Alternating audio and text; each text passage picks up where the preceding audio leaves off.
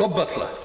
Thank you, Mr. Speaker, and I would like to start by congratulating the honourable member for introducing this bill. Like many honourable members, I've received a considerable number of emails from constituents concerned about the unacceptably high cost of uniforms.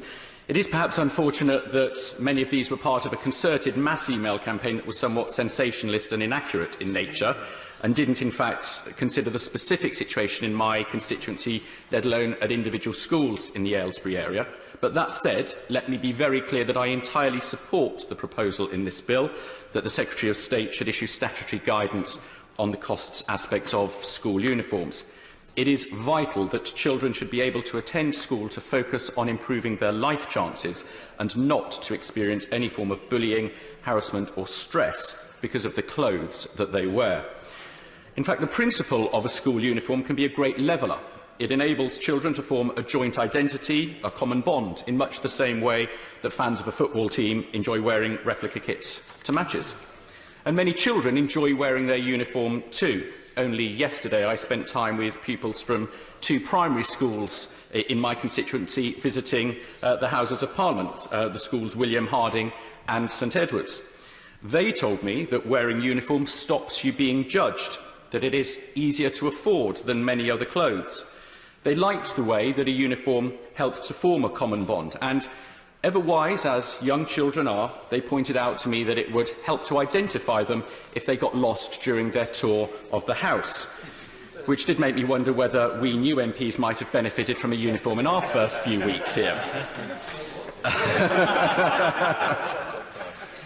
Mr. Speaker, the advantages and benefits of school uniforms do not, however, mean that head teachers or governing bodies should be able to use them as a covert means to restrict admission. To insist on one particular supplier with unnecessarily high costs is simply not acceptable. Schools must be able to justify their uniform policies. The fact that this bill puts guidance of costs of uniforms on a statutory basis is for the good. It is entirely in line with the government's commitments, and I commend the honourable member for Weaver Valley for introducing it.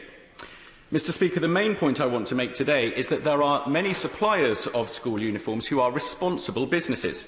Indeed, a competitively priced school uniform can be considerably cheaper than buying ordinary clothes, especially those from famous fashion or sports brands. I speak from personal experience, as with the experience of the honourable member. My own school in the 80s did not have a formal uniform, and the result was often close to a catwalk competition, a competition I never won. In my own constituency, the company Print Lab supplies 22 schools. Its secondary school branded uniform consists of blazer, jumper, tie, PE top, outdoor PE top, shorts and socks, for which the total cost is £107.50 and typically lasts for between 1 and 2 years. The primary branded uniform of 4 sweatshirts or cardigans, 4 polo shirts, the PE equipment, the bags, costs £105.50.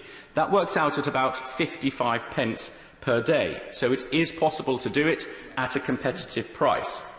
And that company, I would say, is an example of the entrepreneurial spirit that we need to foster in our country.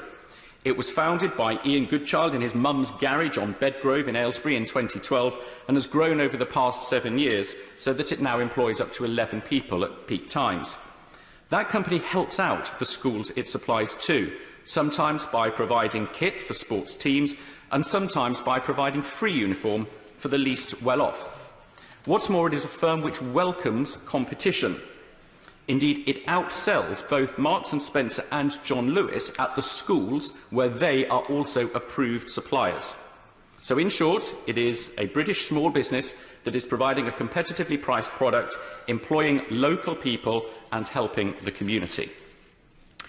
There are many other firms like Aylesbury's Print Lab around the country, so let us use this bill to recognise their contribution to the economy and to our schools. Let these firms set the example of how uniforms can bring real benefits to schools. But let this bill also serve to stop schools insisting on a particular supplier and uniforms at inflated prices that provide a barrier to any pupil. And let this bill serve to demonstrate to the unscrupulous, the greedy and the irresponsible that there is no place for them in our education system.